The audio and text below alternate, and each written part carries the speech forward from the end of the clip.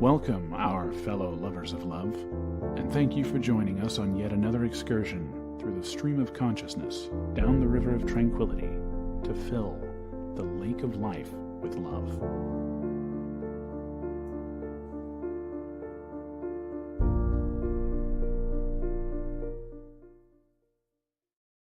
And good evening, our fellow lovers of love out there. We are with you yet again as we dive into the complexities of relationships, from dealing with betrayal and trust issues to navigating family dynamics during the holidays. We will also tackle parenting dilemmas, workplace frustrations, and the struggle to balance personal and professional lives. So tune in for heartfelt advice, candid discussions, and practical solutions. Oh, this is going to be one of those. Oh, no. And practical solutions to life's toughest questions. All right, this is going to be a fun one. It's always fun when I start tripping over my tongue in the intro. That's just that means it's going to be a banger of an evening. So stick around here, and if you're listening to us on KUBU 96.5 FM in Sacramento, say hello. Or if anywhere, you can also find us on the KUBU app, along with many other interesting and informative shows. And if you like new music, you can catch on some new music shows, that kind of thing over there. If not, you can just listen to us as usual. So, I actually had something for tonight to start out with, a little philosophical thing. Oh. But I closed my tabs and it didn't reopen automatically like I thought it was going to. Uh-huh. And I never And you lost it. And I lost it. Now I can't even remember what it's about. Oh, no. No, but I did see something else earlier. There's a lot of things going around about what men and women want. A lot of generalizations. And I think... Oh, no. Still? Are we still doing this? I thought we gave this up. No. Apparently, the young people go on to do the same things we did over and over again. Okay. All right. They just give it different names now, right? Like high value this or that or whatever. Yeah, they got to label it. Yeah. Yeah, and just wait until... And you're just going, when you guys hit your mid-30s, none of this is going to matter. It's really not. And so, so I'm just reminding all of those in your 20s who are getting all worked up about what men want, what women want, and blah, blah, blah. If it's a simplistic answer, it's the wrong one.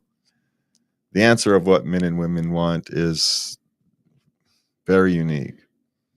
Yes, there are some generalizations that you can try to apply, and you may be right 7 out of 10 times, but that's as good as you're going to get. Understand that.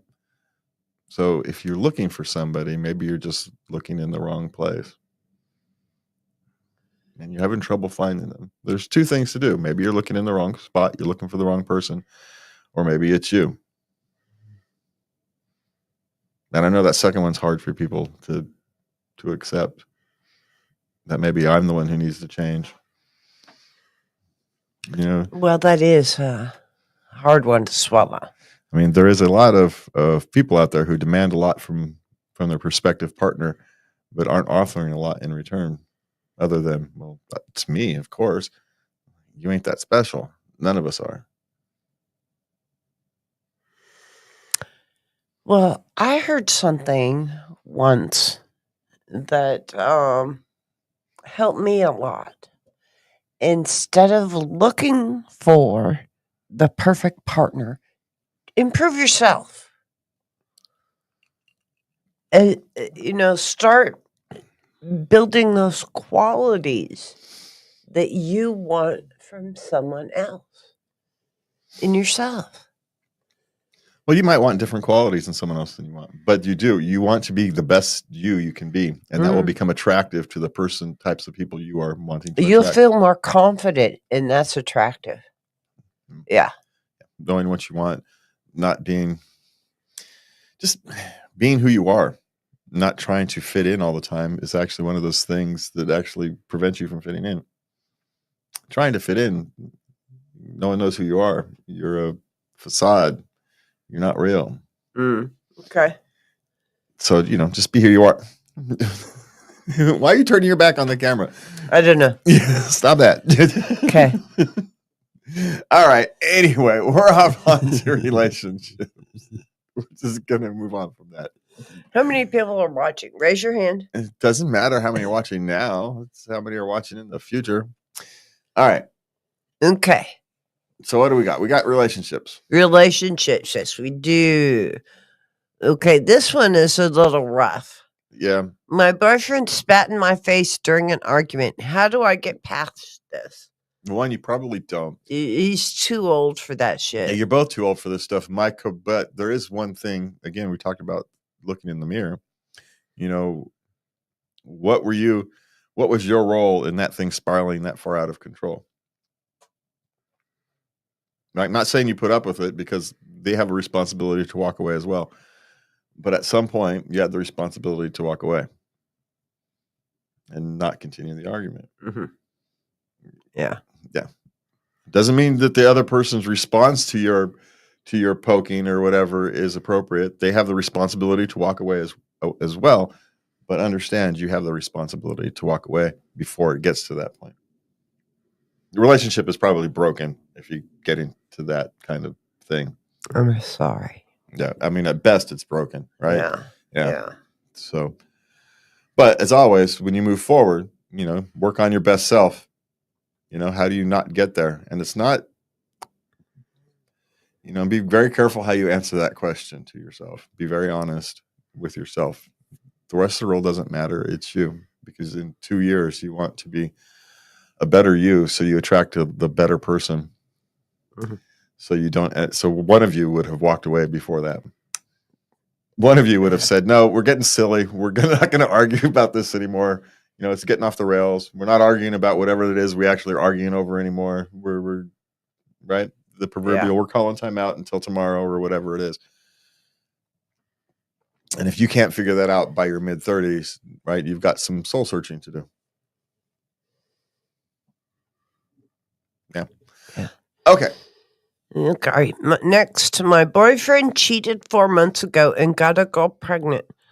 What WTF do I do now? You do nothing.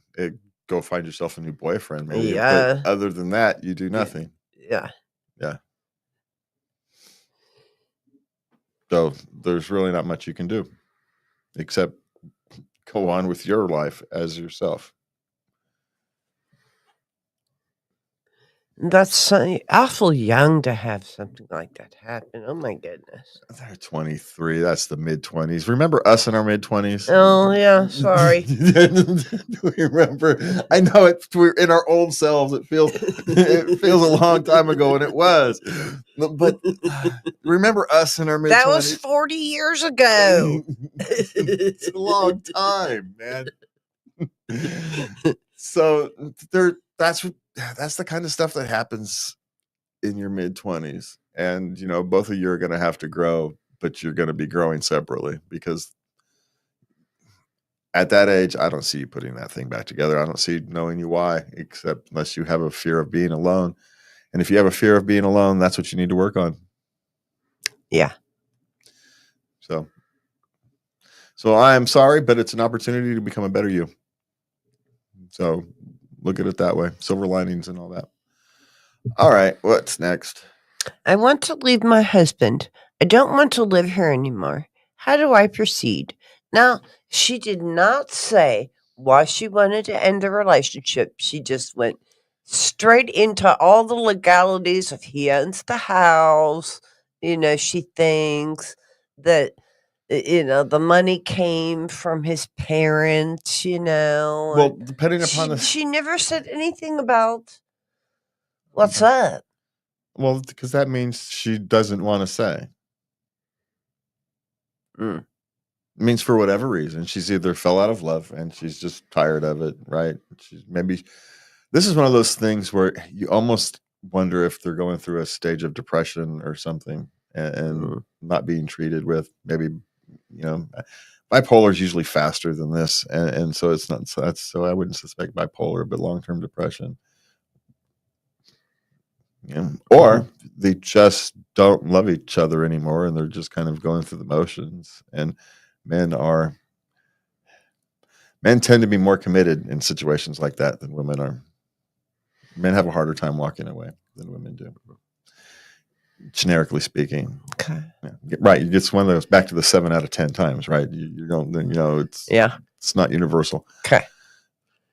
So generically speaking, If nothing has happened, men are more likely to want to men are more try and stick it out for a while and see what happens. generically speaking, men are more likely to stick it out regardless of something, even if something happens. Oh. Men are generically more loyal. That's what we call it. That's why one of the comparisons, men are like dogs. They are more loyal, blindly loyal up until they're not.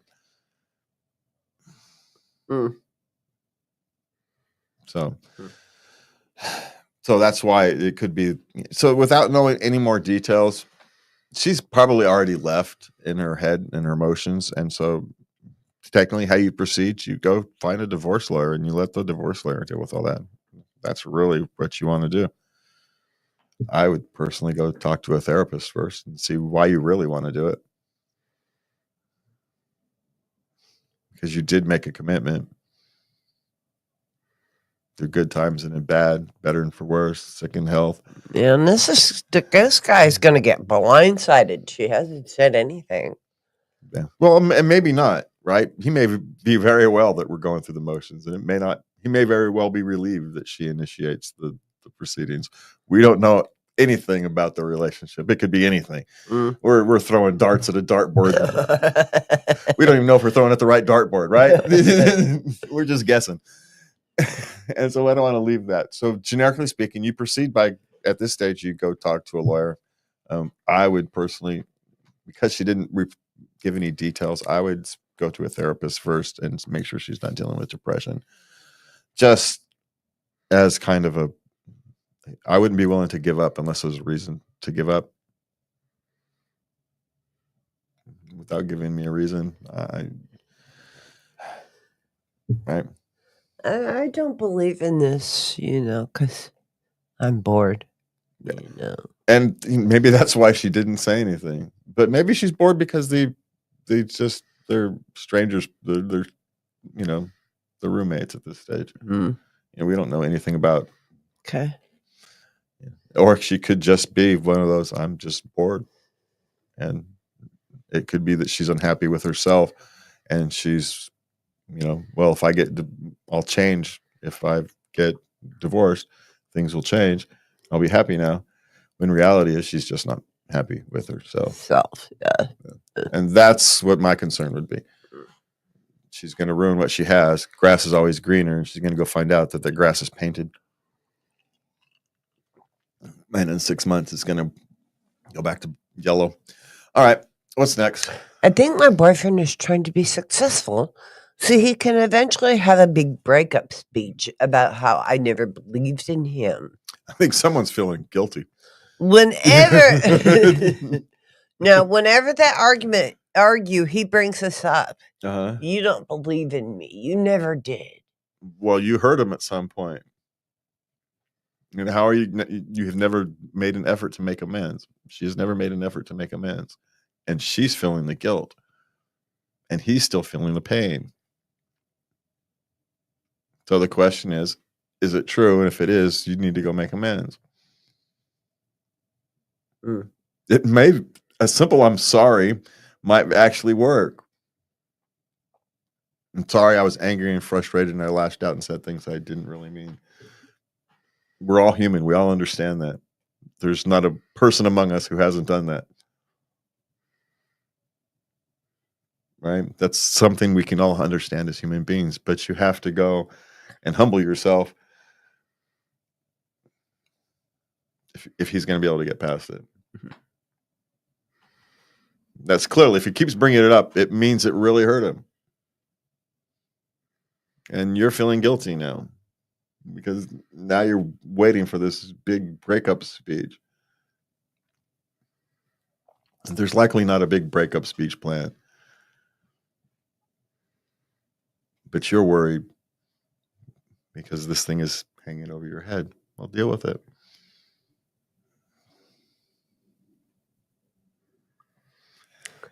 Put your big girl pants on. This has been an ongoing thing, though. Well, yeah. because she's never dealt with it. She's going to have to deal with it on its own, not when it comes up in an argument, on its own. She's going to have to make a gesture, look, I'm sorry, I know this hurts you, and just explain why she was feeling that way. It's very human. He'll likely understand, but you're going to have to do it. That's what she hasn't done. Okay. I could almost guarantee it. Okay. All right. What's next? What would you do if you found out that your boyfriend of 3.5 years messaged their ex-wife that they miss him and even I love you, but it was from a year ago?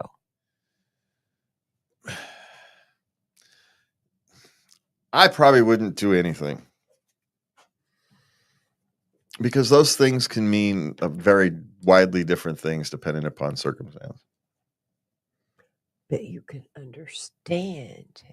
Oh, that clearly. She Would go there. Yes. Yes. It's an understandable thing, Mm-hmm. right? I mean, you could ask them about it, and if they're cagey or, they explain it, well, the reaction to your asking would, they could become defensive. Then, there's something else. But, oftentimes, especially if there's children involved, relationships still have to be maintained.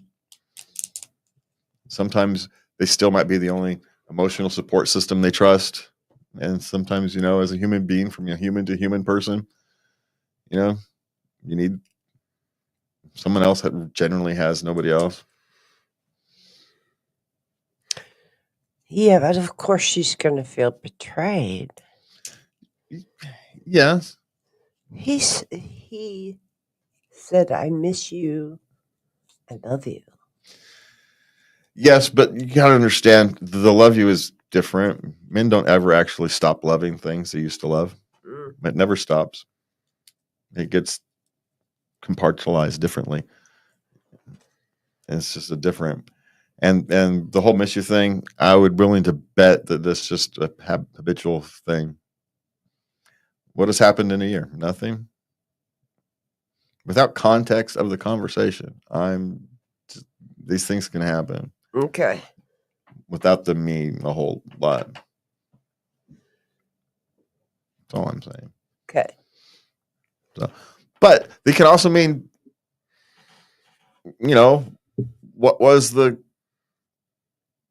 condition? She didn't mention what the rest of the conversation was. She had access to the conversation, but only mentioned that part. Well, yeah. If the conversation had been something untoward, I'm pretty sure she would have mentioned that part of it. Okay, yeah. See? That's what my point is. The only there was a casual, yeah, I still love you. We can't be anywhere near together. My mother to this day still loves my father, despite the fact that they've been divorced for 70 years, and she's had a marriage in between her current one, right? They're not good together, but these are things that happen. I've lived a complicated enough life to understand that, yeah, these things don't mean what you superficially think they mean. They're different. Yeah. It's more like you miss your best friend, because they live across the country now, more than you. Yeah. He left the country. He left the country? Your mom, your dad. Yeah.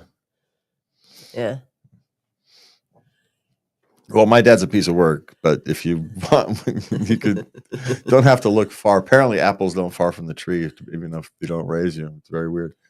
All right, what's next? We're going to move on from this one. Okay. My boyfriend's mom does not want me over for Christmas. I don't want him to go. How do I explain to him how important this is to me? Go up. That's all they're 40, right? They're not, these aren't 20-year-olds. Yeah. These are 40. Just for whatever reason, the mother wants only family or whatever for Christmas. and you took offense to that, rightfully or wrongfully so, but it is their Christmas. What are you going to do, man? Crash their Christmas party? Or, just- and be asked to leave? Yeah, just, let him go do his Christmas thing with his family. Maybe she wants him alone. Well, maybe so, but, this is how, extended families, we do this all the time. People go to their family for Christmas. You go see yours for Christmas, and then you have your own Christmas together. Happens all the time. Yeah, we're doing the same thing. It's a common routine thing. There's nothing. Just don't worry about what you can't do for Christmas. Worry about what you can do. Go have Christmas with your friends or your family. Let him go have Christmas with his family, and then you come together on Christmas night and have your own Christmas dinner together. Depending upon what Christmas is, you could reverse that, have your Christmas breakfast, and then have them go have their Christmas dinners with your families. But do you really want to make this a deal? Christmas is about family, and you guys are girlfriends at this stage, and you're 40. Get over yourselves. That's the thing that what gets me on this. This is a 20-year-old jealousy girl problem, not a 40-year-old woman issue. I'm just grow up is my thing with that. You're all good. All right, what's next? Okay, last relationship question. My girlfriend threatens to abort our child every time an issue comes up. Any advice? Hun, she is not stable. Get thee to a counselor. Yeah, and it could be some hormones, but yeah, she's gonna need. What she is insecure, and she's using that as a weapon. Yeah. Little. And there's no clean answer to this one. There's just no good answer. No. Because one, it could be just a threat. Or not. And how do you know?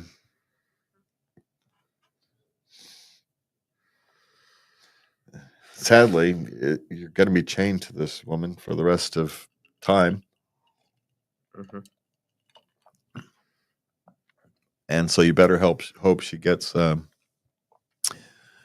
might want to hope that this is a hormonal issue, right? And that will level out after pregnancy or a year after pregnancy.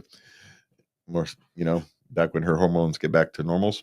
You could hope that that's some of it. But if her hormones are pushing her to that, she's got some issues to be dealt with. Some underlying issues to be dealt with. Something is going on. Yeah.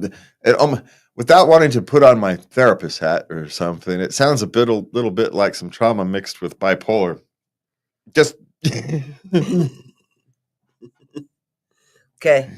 Just it's kind of a guess, but I doubt I'm far off. It may not. I'm trauma mixed with something else. The manipulation is a trauma response, right? But where's the every time an argument comes up? That's a mood something. Yeah, it kind of feels more like a mood thing. So, yeah, I don't know. Look for some. I just don't know. I don't have a good answer. A lot of times I can work through an answer. I don't have counseling. Yeah, but that's a cop-out answer also at the same time. No, this is serious. He needs counseling with her to deal with this. This is not okay. No, she needs counseling to deal with whatever is pushing her around. Well, it starts with, I need to talk to you. Yeah, but anytime he's going to try that, the threat is going to come back up, and that's the problem. I mean, ultimately, you can walk away and deal with the legalities of being a child from a separate. I'm tired of giving the advice to end your relationships tonight. And this one's got a child involved. So I'm trying to look for another way to do it. I just don't see one. She's using that child as a weapon now. I'm okay. My hope is it's hormones and maybe we want parenting, just because I don't have a good. I hope it's hormones and it works itself out, and she can, work herself through. It doesn't extend itself to child raising. So, all right, parenting. Husband doesn't respect kids' boundaries. Thinks it's funny to scare them. How old are the kids? They're like 4 and 1. No, that's another one. No, I forget. Well, okay. You do understand husbands are parenting. We parent our own way. I spend years not necessarily scaring my children, preparing my children to not freak out when they get startled. And it pays off when they're older. You don't know it until they're older. And this is called playing. Mothers are overprotective. Dads are kind of, generically speaking, again, you go back to mothers have a tendency to be overprotective. Let the dad parent the child. Don't take away their game just because you get worried that they're too scared. They get over it. These things do teach lessons, right? They become less immune. They become more immune to being startled as they get older. Now, not always. There's the rub, right? 7 out of 10. But generically speaking, that's how you teach people to not panic. That's what dads do. They teach lessons in ways that people don't understand. You got that right. Yeah, but that's what that lesson is. Okay. It's not because it's not a lesson. It's conditioning to not freak out when you get startled. Right? How do you learn how to not panic? Okay. How do you learn how to not panic? By being put in a situation where you have the ability to panic, and eventually you don't.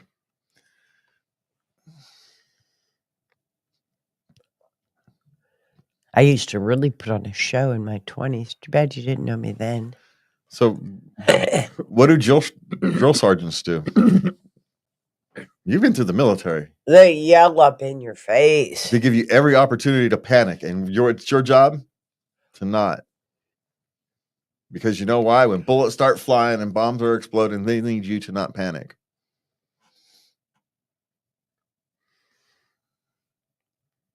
That's what they're doing. That's the fundamental ultimate goal. I teach you not to panic when everything hits the fan. You're supposed to have an automatic response to attack. Well, you know what they say is different about the American military? Just as we're going off tangent here. You want to know what they say the difference about the American military? What? Is in the American military, officers restrain the troops, and in every other military, officers push the troops. So the last thing you want is to take out an officer in the American military because they will attack. That's what happens. And the other things, you take out the officer, they hunker down, they get in defensive until they get orders. Yeah, that's not what happens. Now we're mad. Yeah, now we're mad. That's why it's the officer is the one keeping them troops. Yeah. You don't want to face a leaderless American infantry brigade. You just don't want to do it. A little tangent there. Just a little from me to you information. All right, what's next? Okay, do people actually use teenage babysitters who they don't know? Only if you get no word of mouth, like you know somebody who knows the teenager and have used them. Then I did. I know this was far more often in the good old days in the 60s and 70s and maybe even into the 80s, but that's hasn't really been a thing since the 90s, generically speaking. Mm-hmm. Now, there are places in middle America where it still happens. I'll guarantee it. Small towns, 20, 30,000 people towns Okay. in middle America. But that's because everybody kind of knows everybody anyway. Even if you don't know them directly, someone has used them as a babysitter. And like you said, you've gotten 3 people who've used them. Yeah, she's fine. Right? Yeah. Tend to be what happened. Okay, what's next? Does anybody else feel like they've become a far worse employee since becoming a parent? Well, I think your standards of becoming an employee are different. You now have competing needs, competing responsibilities. Mm-hmm. And so you are what you used to be able to say, yeah, fine, I'll do it at work because you got nothing else to do. You have no other responsibilities, so whatever.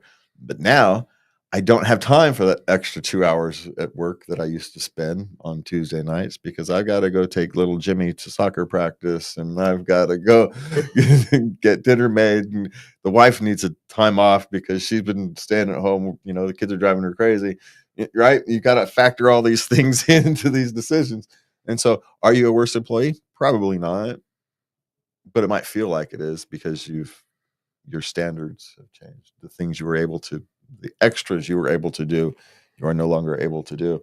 But those weren't mandated anyway. Well, he was saying, he doesn't he values his home time more Yeah, than his job. right. Because Yeah. guess what? That's better. Yeah, raising kids and a wife and playing, it's better than working. I'm only working because I need money to raise the kids.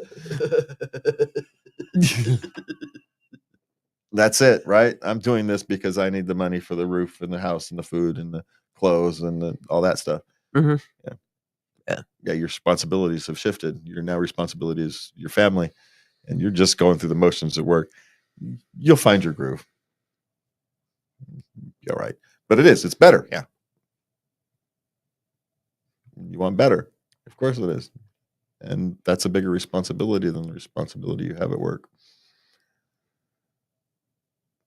Your work is only part of the responsibility of taking care of your family.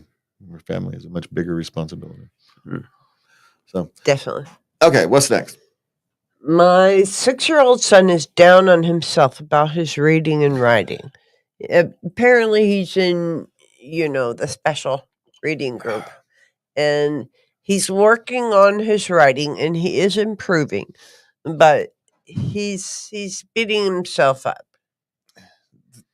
Schools drive me so crazy because the only thing that matters is he a better, is he farther along this week than he was last week or 2 weeks? Has he made progress? That's it. Stop comparing these kids to where other people are because he'll be fast in some spots, slow in others. And what does even slow mean? Now, how do you get your 6-year-old son to understand that, all that matters is that he keeps getting better? That's it. Doesn't matter how fast it goes or not. All that matters is that he keeps trying to get better. And he knows that you love him regardless. So save his work and show him how he's getting better. Well, what's happened is he's comparing himself to all the kids around him. Stop that. Right? And he's comparing himself to the kids in the normal class. But this goes back to the whole issue with the way we do schools, where you give kids, you give them 10 words to learn that they've never seen before. You give them 4 days to memorize them and their meanings and their spelling. And if you get half of them right, they call you a failure. Rather than that being a success, you've learned 5 words that you didn't know.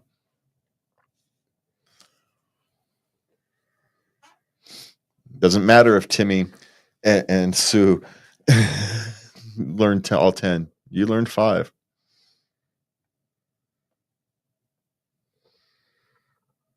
And we destroy many children's desire to learn by this.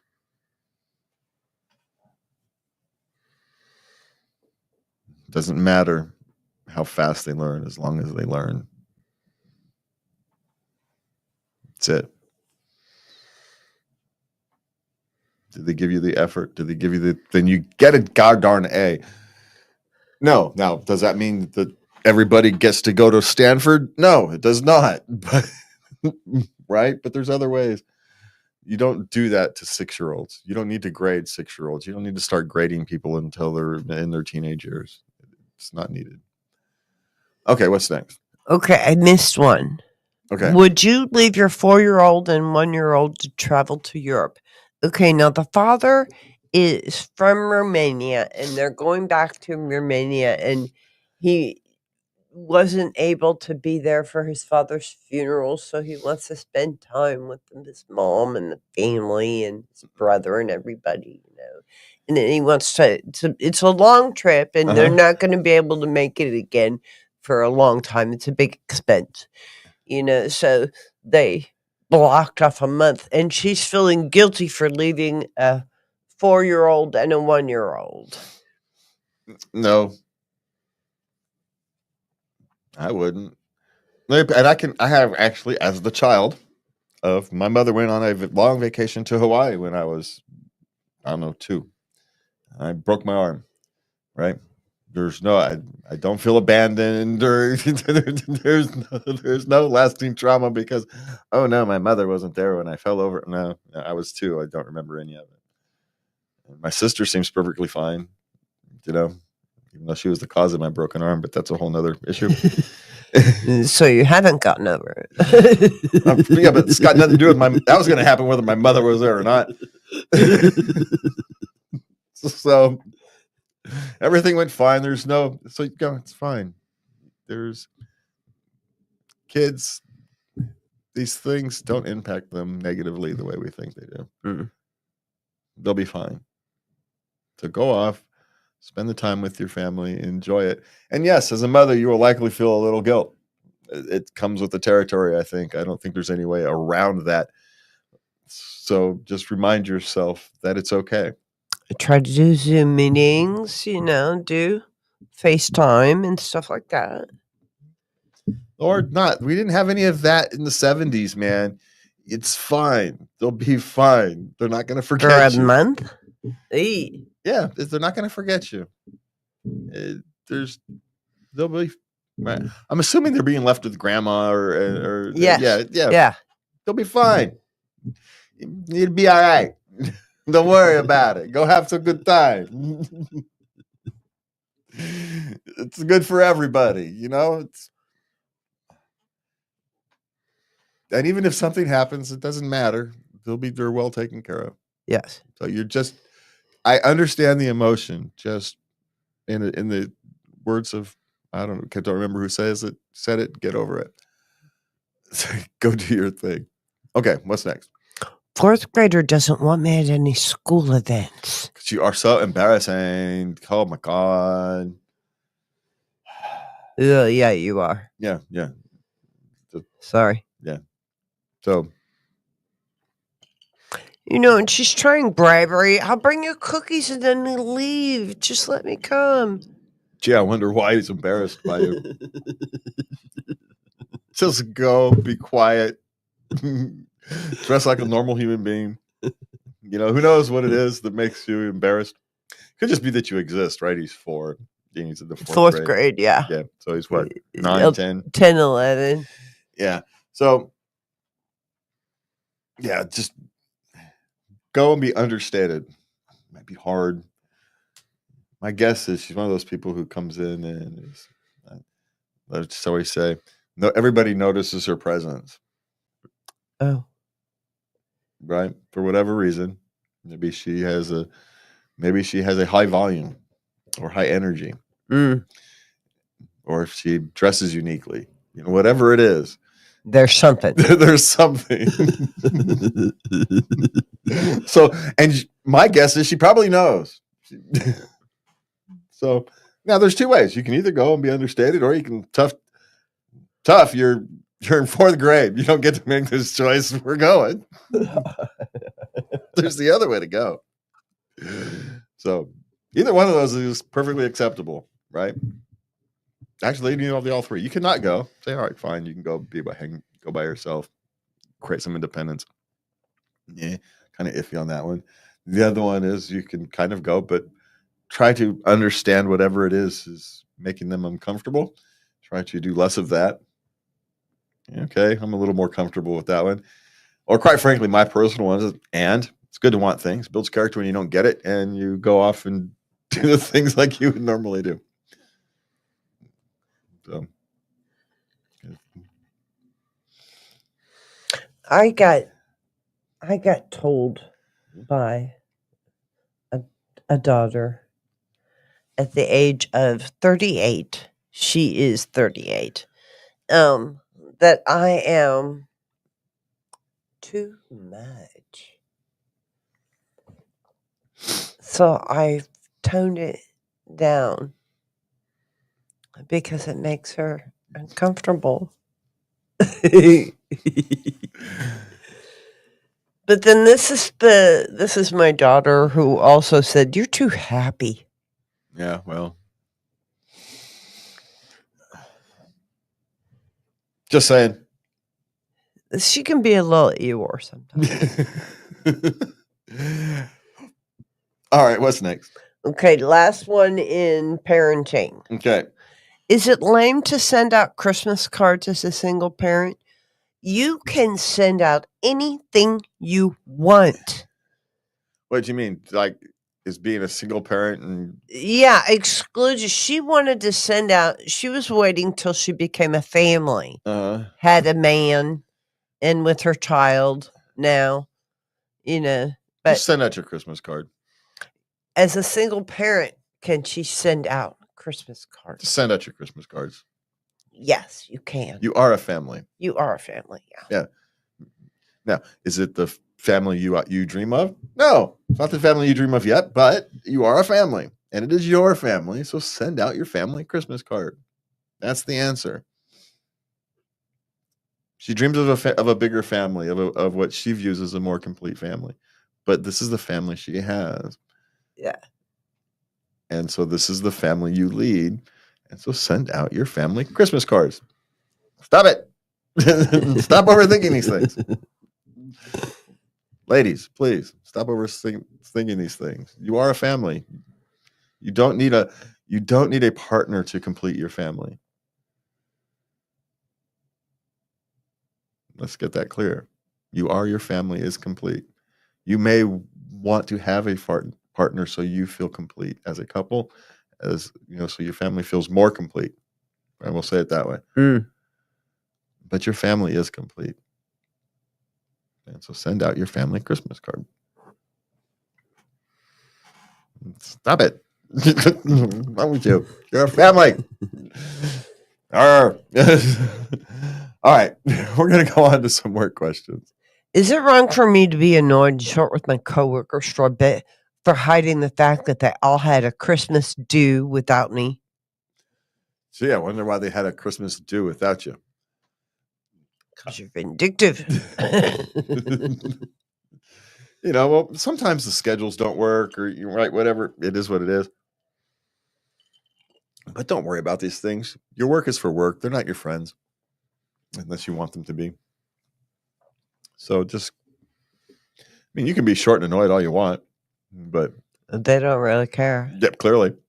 Yeah. So, it's going to hurt you more than it hurts them. So my suggestion would be, no, just treat your work like you would always treat your work. They clearly treat it like you're a job. It's a job. So treat it like a job. You'll get your Christmas from your friends and family. Yes. Okay. What's next? Christmas Secret Santa at work. I just can't. What is it? The $20 she doesn't want to spend? They don't want to spend, or is it? No, no idea what to get. Get $20 electric socks, and it doesn't matter. Mixed nuts. Mittens. It's just get some Christmas mittens. Assorted teas. Yeah, go to Amazon, click on the under $25 thing, click on it, and click Unusual gifts. shot glasses. It doesn't matter. A candle. Get them a D&D game. It literally doesn't matter. A book. Yeah, socks. Get the electric socks. If you live in a cold climate, get electric socks or electric heated gloves. Yeah. It's not relevant. Don't think that hard. So that's my suggestion: is stop overthinking it. Just get something. Get a cup. Get a coffee cup that says "This job sucks." It doesn't matter. It's not relevant. Okay, what's next? Okay, this poor soul losing the ability to think critically because of burnout. Yeah, you're gonna have to create yourself a break. That's called the time needing for a vacation, to unplug from what's ever causing you stress completely and recharge the old batteries. That's what that is. Now, hopefully, it's not that bad of a burnout where you got to sit there and reset your whole life. Even though that can happen, you can get to the point where you have essentially an emotional system breakdown, where your whole system breakdowns, and you're going to have to, reboot your whole systems from scratch and start your life over. That can happen. So try to prevent that by getting some time for yourself. Just unplug. Find a way to completely unplug. When you say go on vacation, go on actual vacation. Don't check any emails. Spend the time with whatever makes you happy. And if you're going, well, nothing makes me happy right now, then sleep. Get 3 days of sleep. You'd be surprised what 3 days of sleep will do for you. You're about to find out. Your Christmas week is coming. Yeah, but I got stuff to do. So What do you do? Yeah. Like help me with my podcast? Well, someone's going to have to edit that thing. All right. Yeah, you do. Okay. Are you required to be friends with your colleagues? Colleagues. No. Yeah, you just use two words to describe two different groups of people. Now, friends might be colleagues, but colleagues don't have to be friends. Okay. Right? Colleagues are just people you work with. You have to be civil, professional even. One might argue. But friendly? Mm-hmm. No. You can get more out of them by being friendly, but you don't have to be. You have to be professional and civil. So there's no requirement to be friends. And often it's a good idea to remind yourself that these are colleagues and not friends. Especially if you're in a corporate world where they will step on you and stab on the back to get to the next rung of the corporate ladder. So, you have less of that in small companies because there's just not that much place to go, and it's not conducive to a good career move. But in the corporate world, oh yeah, where you get lost in numbers, oh yeah, they'll stab you in the back and use the knife as a stepping stone. They will. So just remember that in the corporate world. So okay, they are colleagues. They are not friends. No, they're not. No. Okay. All right. Okay. This girl is an intern. Okay. And she came on and she lowballed her pay. And this is actually a paid internship. Yeah. Okay. And then she gets there and she starts working, and then she finds out from the other interns they're making a lot more. So now should she ask for a raise? Probably, but what she should actually look for is the permanent job. Now, here's the thing. She may not have gotten the job if she hadn't offered to work for less. Oh. People forget that. Yeah. All right, I'll take a chance on you since you're not going to cost me as much. I'm not risking as much. They'll take a risk that they wouldn't have otherwise taken. So, and when you're an intern, she understands what an intern is. There's other people probably got it through a school thing where everything was, and her internship was informal. I'm suspecting. Yeah. Yeah. Everybody else got it through school or something. And, Okay. yeah. So they took a chance on you. So go take a chance on yourself again. Don't ask for a raise. Ask for a permanent job. Ooh. That's your play. Your play here isn't to get paid as the same as the other interns. The play is to not be an intern.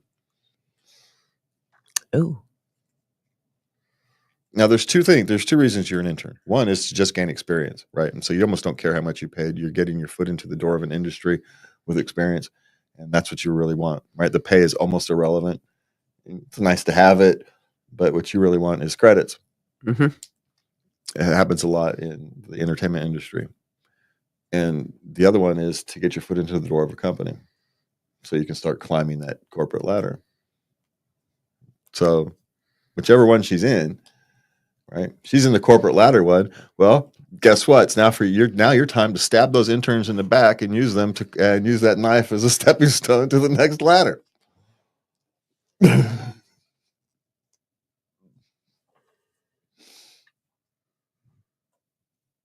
You got yourself in. Now start climbing. Your play isn't to get the raise for the thing. Your play is to get a permanent role. Okay. All right. What's next? How to report a toxic coworker. She gossips. Oh, the report coworker gossips. Well, Yeah. but everybody already knows if she gossips that she's a gossip. So if it's in a corporate thing, you can go to make a complaint to HR. Don't know how much that's going to do unless other people have complained too. But even still, my guess is nothing's going to happen. The way to deal with a gossip is to keep your ears and mouth shut. And let them gossip. None of it about you. So Everybody gets her turn in the barrel, though, with a gossip. You always do. yeah, but if you keep your ears and mouth shut, you know nothing and you've said nothing, so it ain't about you. Just saying. Because in order for gossips to have something to gossip about, people have to be talking to them. So everybody needs to shut the heck up. Stop listening to her. She'll move on to somewhere else. She'll quit and go on somewhere else. Yeah. Okay, what's next?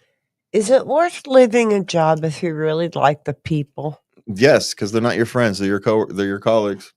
We've just discussed this. If it's better for your career or your family or your long-term goals, then you're obligated to leave. The company you're an asset to the company until you're not, right? And you understand this. The moment you become a liability to the company, you're gone because it's not a family. It's a business. Those are not your friends. They are colleagues. So if it's best for you to leave, to go off to a different place, then yes. Now, if things are relatively equal, then you stay with the place that you like. Yeah. But if there's a jump in pay or location or whatever it is, then you take it.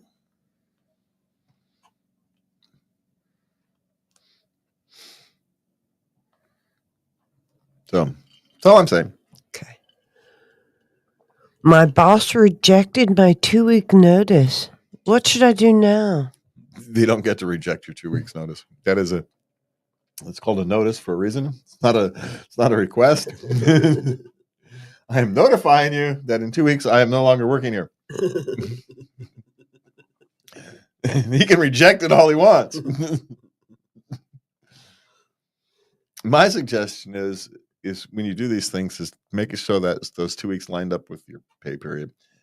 But anyway, my guess is you'll last about a week. But yeah, he doesn't get to reject these things. Sorry. Yeah. No. You don't have to do anything. You just stop working there. It's one of those things. There's nothing to do. So, all right. So we're on to some intimacy questions for this evening. Okay. My wife just told me she doesn't feel the desire for sex anymore. It was for procreating. Yeah. Well, women, just like men, go through periods of heightened and lessened drive. And it can be for tons of reasons, right? Can be physical reasons, can be emotional reasons. This kind of thing, it's a combination thereof, right? She has satiated her animal desires, right? We'll call it the primal desire to reprocreate. She's filled that. Yeah. She's not worried about, like the old days where you're worried about your children are dying, so you always have more, so you get backups, and that's why you ended up with families of 10 kids because half of them were supposed to die. And that's what it's not worried anymore. You can have your one or your two, and you can fulfill your genetic need. And then you mix that with, postpartum depressions and stress and exhaustion and all that other kind of stuff. And as many, many people have said, sex becomes a chore. Partly because we've forgotten why, it's in existence. It's to keep us closer together. Yeah. It's not just for procreation. It's not the only way to keep yourselves close together, but especially when you're young and everything doesn't hurt all the time. But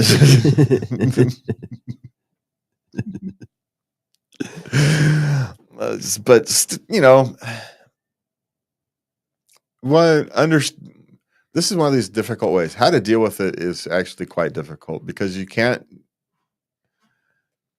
directly fight it, right? But it is a big warning sign.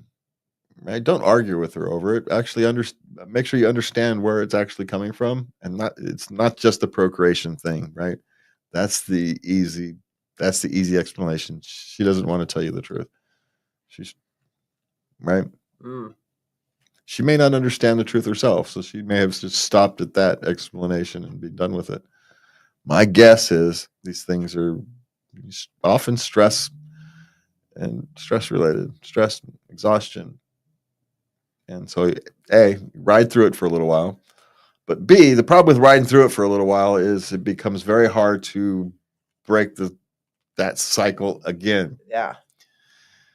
And so know that the longer that goes, the harder it is to break the cycle. So she's going to have to figure out. But help her out. Make sure gets her rest. Make sure she's as her life is stress. I'm going to say stress-free. Make sure you help her relieve the amount of stress that might end up on her shoulders. There you go. I'm trying to figure out. You did it. Yeah, just make sure you help out. It's not even necessarily help out. It's pick off some stressors, right? You can see you've got some vision of seeing in the future. You can see some of these things are going to cause her stress in the future. So I'm going to take care of those before it even gets to her head. Right? That's where we're best. Right? We're not very good at just what's already hit you at solving that problem. We're not all that great at that. But what we are good at is seeing potential stressors coming down the pike and starting to pick those off. Okay. Pick those off. Right? She gets stressed around Christmas time. I'm going to start the Christmas fund in January. So when it comes to shopping, here's your budget. You're all set. Good to go. Right? These kind of things, whatever her stressors are, right? You know them. Nobody knows her stressors better than you. So start picking them off before they hit. And then as time goes on, she feels less stressed. She's able to get more rest and all these. And despite her not saying anything, she will see them and she'll remember why she loves you. And you guys will become closer together. And then sex life will happen or not, but you guys will feel closer together. Yeah. And that's the important thing. Yes. Yes. And if you're young, generally, if you're young, sex will come if you feel closer together. Okay. What's next? Okay. Boyfriend went limp in the middle of us having sex. This never happened to her before. Well, there's all kinds of things. Men are not machines. God. No, and we are as up for distraction as most of any of us. And maybe he was not really in the mood, but decided he was going. She was, and so we're gonna go. And we're gonna try. And halfway through, he's thinking about whatever problem is on his mind because he's got an issue that he's trying to figure out. And that's generally what happens, especially if they're on the younger side. It's generally there's some stress problem they're thinking of that they literally can't get out of their head, even in the middle of intimate relations with someone they care about. Something is really on his head. 9 times out of 10, something is on his head. Okay. Now, it might be stupid. It could be, why won't my car start? It might not be something all that serious, but it's stuck in there. Right? It says, why won't my project car start? I've done everything. Everything's right. I don't get it. The wires are done. We've checked the timing. We've gone through all of this. Again, it'll pop up in the worst possible time, because it's just stuck in there as a problem. Yeah. To be solved. Yes. Yeah. And for whatever reason, yeah. So it's all right. As something women like to explain to men all the time, I'm going to explain this to women. Orgasm isn't the goal. Well, no, it's not. So, I get it. But let me put it this way. If you kind of lost your desire in the middle of sex and didn't want to continue, and you asked your partner, I don't got it anymore, can we stop? And what would you say? You'd want him to be responsible and say, oh, of course. Right? Mm-hmm. Might be frustrating, but so think of it that way.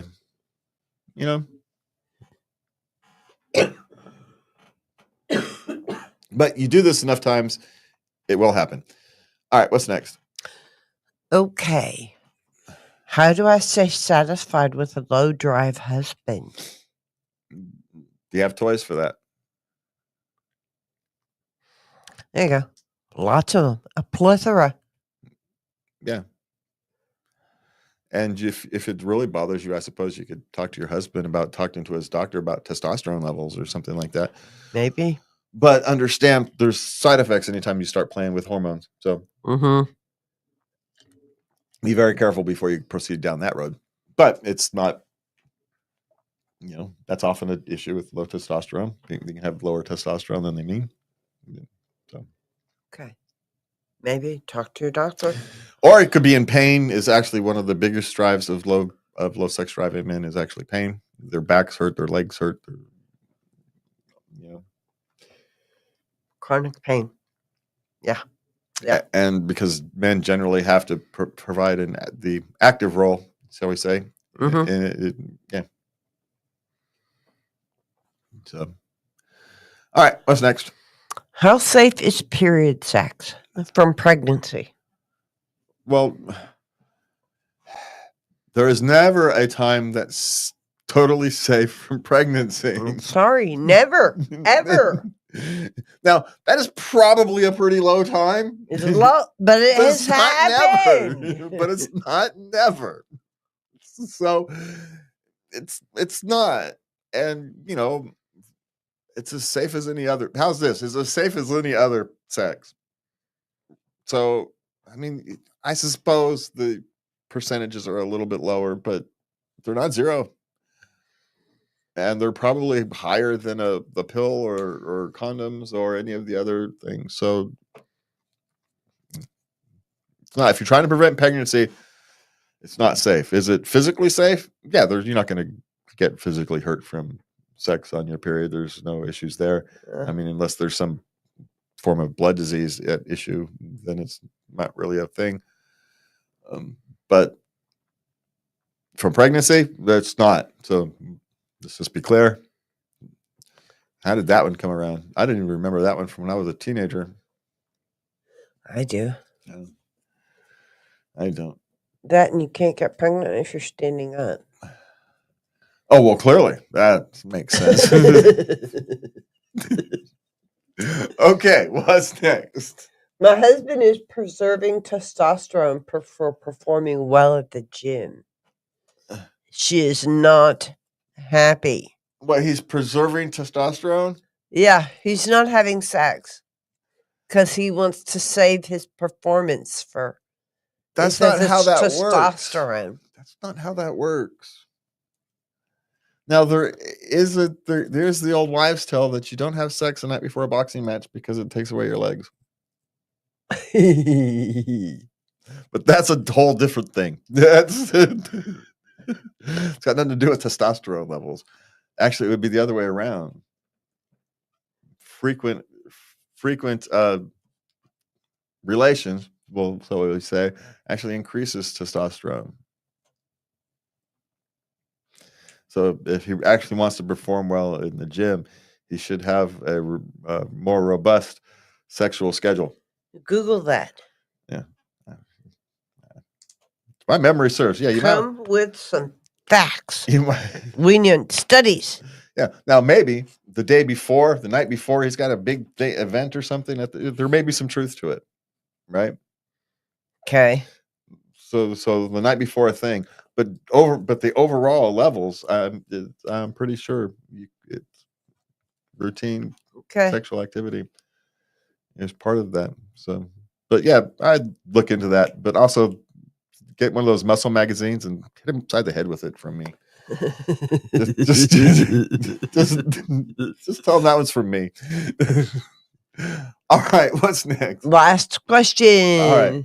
Is drinking breast milk from the breast with respect to sexual pleasure a commonly desired kink?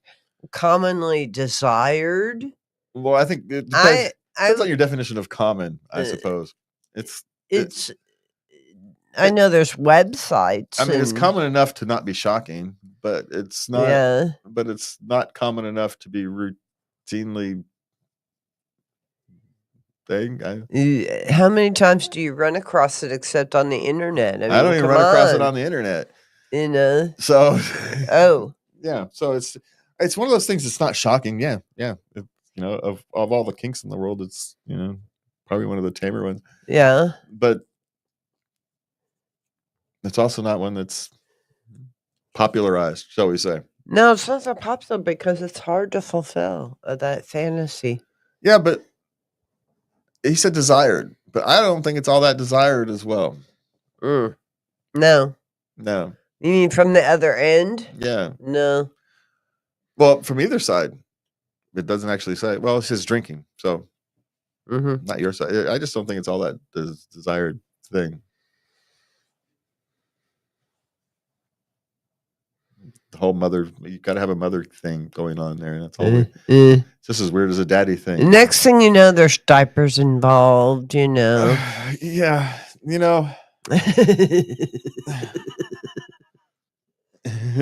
we've got. I think we're just going to end on that one. I don't think I've got a.